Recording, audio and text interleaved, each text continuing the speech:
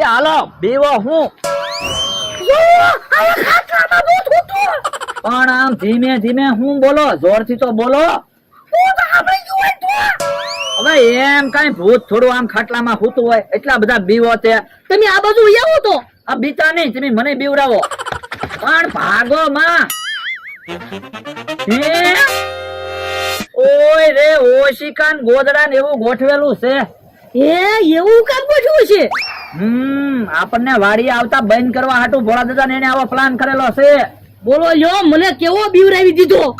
Bakulbhai, બીવરાઈને plan બનાવ્યો, આપણે કાંઈક પ્લાન બનાવવો પડશે હો. મને એક વિચાર આવ્યો. હું ઓર આવો લ્યો. હા એમ થાય લ્યો. કેમ આમ તો ધોકો લઈને ઉભો?